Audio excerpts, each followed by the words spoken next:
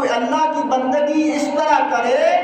گویا اس کے جلوے کا دیدار کر رہا ہے، کوئی عبادت ایسے کرے گویا